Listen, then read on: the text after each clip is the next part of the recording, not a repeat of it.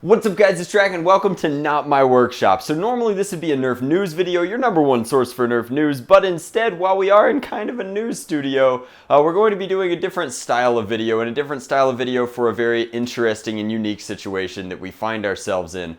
And we'll get to all the interesting side bits about that in a moment, but first let's start on the subject matter, and that is of course the Nerf Ultra 1 has been released. So coming off of an incredibly strange leak through Discord and Reddit, and moving all the way through some very interesting and stylized marketing images that I think Hasbro was launching predominantly on Instagram, we finally have a full flurry of news from everything from influencers to different news publications, and then very interestingly, news publications that I don't necessarily think were licensed in this release. So that is also very exciting. So what is the deal with Nerf Ultra 1? Well, it's a $50 primary class blaster featuring an entirely new dart type.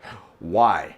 So a fun fact about the nerfing or foam blaster industry is that it's actually quite difficult to patent new blasters, and therefore they are easy to copy and iterate off of and design off of. One thing that is seemingly very easy to patent off of, and a reason that there's a constant rat race scrambling to see who can get the newest and the best in this arena, is darts. So we've seen this a few times. A new dart will be released, a patent will be pending, and then it will be marketed in a mad cash grab to see if you can snatch that market share away from the mothership. But what's very interesting about this case is that it's the mothership itself making the mad cash grab.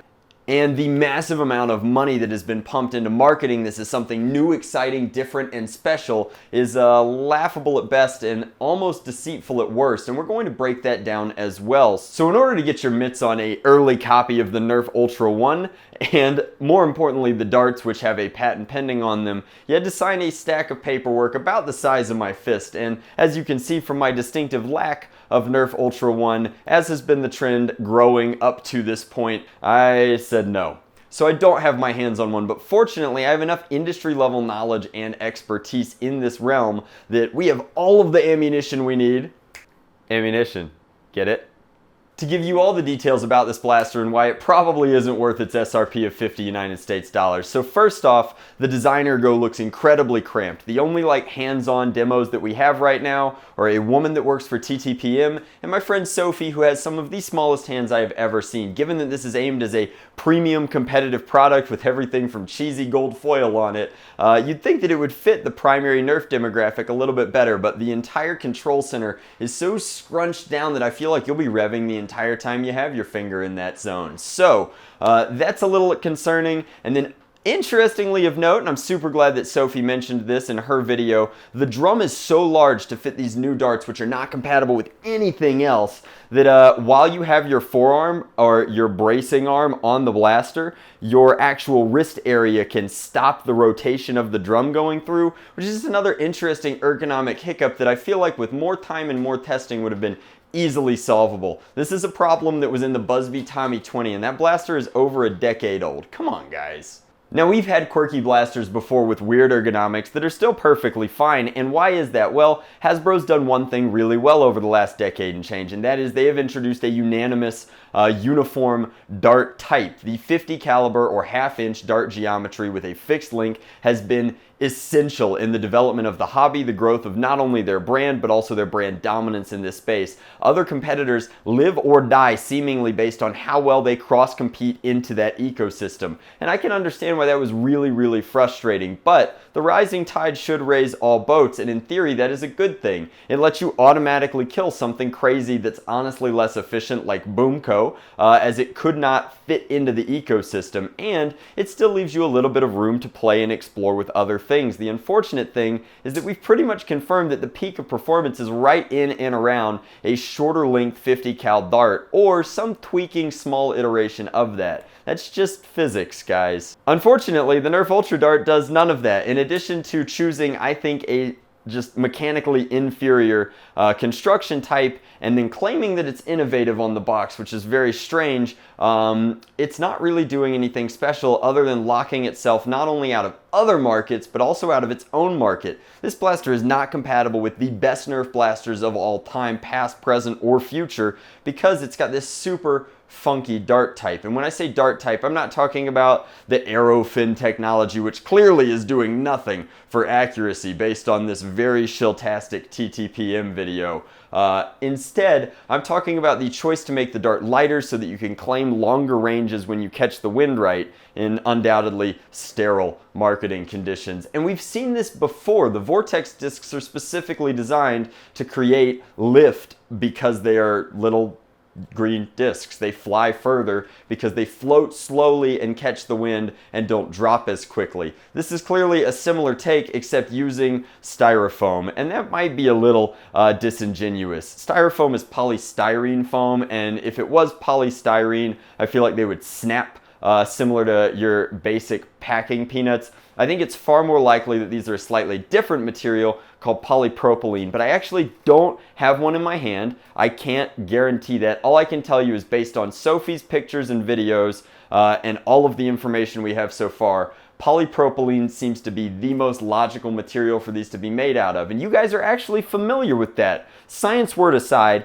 polypropylene is what your average air hogs or what have you styrofoam plane is made out of. It's a remarkably good material for creating good tensile strength over a space while maintaining very low density, and that's because of the funky cell nature of the foam. Unfortunately, for those of you that have ever flown an air hog's plane, the second it hits something, it creates permanent and damaging contours into it, which never recovers. So your plane never flies quite the same way that it did the first time. And that's not a super big deal for something large enough that you can distribute those dinks and chings over time. But it's particularly interesting choice for material for something that is designed specifically to smack into other things and be reused and reused. And I could forgive that if they were just affordable. So there's an entire and amazing, I encourage you to read it, and I will link it in the description box below, article from the Wall Street Journal talking about the logic behind Nerf Ultra and Nerf Alpha Strike, which I've touched on before. You would think that Hasbro is the market leader and the dominance, so much so that they're beating their chests about being the #1 blaster brand on all of their boxes now, it would seem, would have the wherewithal to shoot high, to aim high, and make something that was really competitive. And that's so what I wanted Nerf Ultra to be. Back when we thought that this was going to be released very soon, I was super stoked for a competitive blaster line to compete with the upcoming Dart Zone Pro. And then Dart Zone Pro got launched, and it was everything that I wanted it to be. It had half-length darts, it had power to spare, and it was really keeping our community in mind. It was taking the top-level approach to a blaster in our space. And I was like, great, how's Hasbro gonna beat that? And it seems like they really rushed not only the marketing, which, by the way, fun fact, notice any similarities here?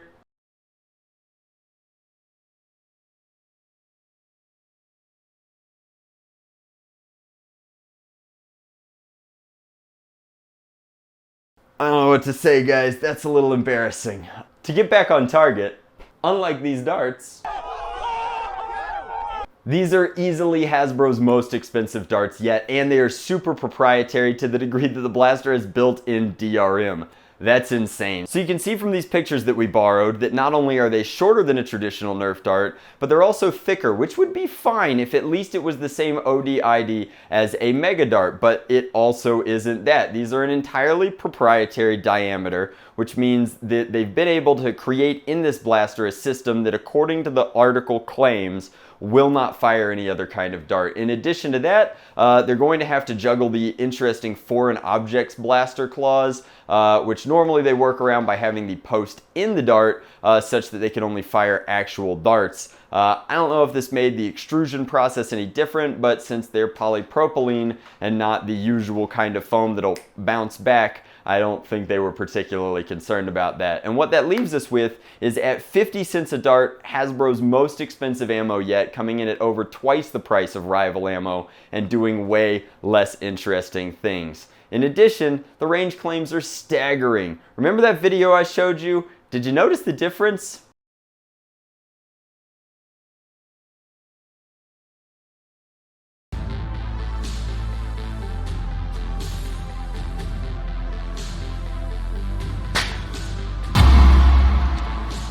So while they were both filmed in funky dark warehouses with super cool sci-fi lighting, the big difference is that the Dart Zone Pro actually shot the target and the Nerf Ultra did a CGI simulation of fin dynamics to get it all the way down there. And that's kind of regurgitated by some of these range tests. So in conclusion, what do we have, guys? We have a product that I believe was rushed out to compete in a segment that it was never designed for, and to make up for the lack of actual innovation is instead having a ton of marketing money just poured all over on top of it. I highly anticipate we'll have far more content on this blaster starting about a week from now. In October, as Hasbro, whenever they release a new dart type, and they did this with AccuStrike and they did this with Vortex, usually throws a pre-New York Comic-Con party of sorts to launch it publicly and full hit the market with it. And it looks like pre-orders are already live on multiple retailers if you just absolutely have to try the new proprietary dart type. Personally, I can't help but agree with the articles and say that I think there are far better darts out there on the market already that you can purchase for infinitely less money. You'll get more fun, you won't have to worry about losing them, and they won't deform completely upon hitting things weird or being thrown in a dump pouch or, gosh forbid, stepped on while you are playing. And I also want to point out that this is an incredibly honest video for me, and I'm being critical for a few different reasons. I'm being critical because I know that this product could have been better. Like, I know that there was a better way to launch it. I know that there was a better way to work through some of the kinks. And I'm hopeful that the nomenclature of Ultra 1 implies that just like Mark 1, we will get an Ultra 2.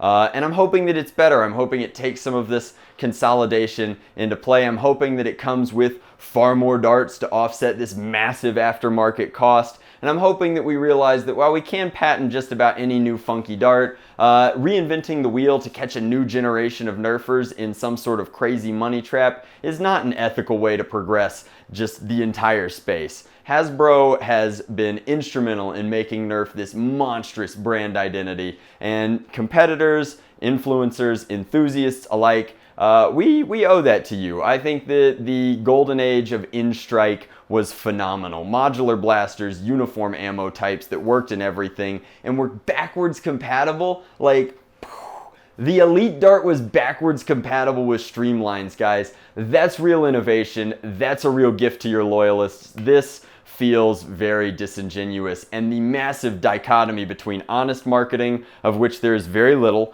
and the kind of marketing that was, you know, influenced, is pretty staggering. So I highly anticipate that in doing this video, in being honest about this product, and in trying to inform you guys, I am also going to war with a multi-million-dollar marketing agency that's trying to convince people that this product is revolutionary and amazing. It looks like it's lightweight ammo that floats down range and sometimes goes a little bit farther, but mostly performs like the mega darts that it is clearly a shrunken version of. And so where does that leave me? Well, my intention with this video was to kind of maintain the integrity and loyalty that I've always had, which is to you guys, my audience. Like, this channel is nothing without you guys. It's said so much on YouTube, so ad nauseum, that it almost sounds like a cliche, but none of this means anything without you guys. You trust me in my opinion, and despite the fact that I belabored over this for a long time,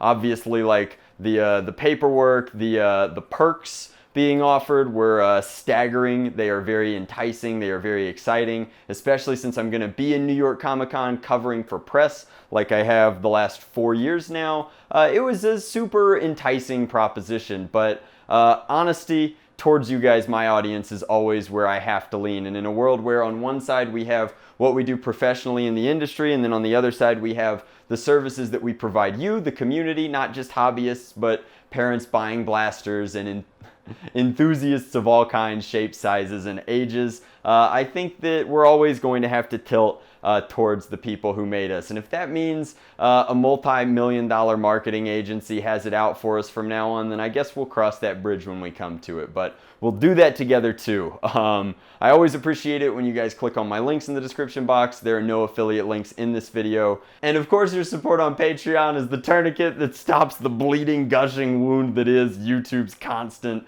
belabored AdSense decisions. But I love you guys, and I don't want to see you guys fooled or tricked or anything, so I highly recommend in addition to this video, you watch some of the ones linked down below, and you read some of the articles that were published today. I think that there's plenty of information on this blaster to show that this is a really funky release. It is very interesting in a lot of different ways, and if you really want something that's competitive and amazing, hobbyists have the Dart Zone Pro in hand. They are shipping crazy early, weeks ahead of schedule, and that is heckin' awesome. I've been a big fan of that since the beginning, and it's delivering the hits. It's performed at like all of the events that I've brought it to, and it's still ticking along. So I'm a big fan of that. It's completely cross-compatible with everything on the market, from Busby darts to Adventure Force darts to full links, half links, magazines of all shapes and varieties. It's hilarious to watch two different companies that are positioned in completely different places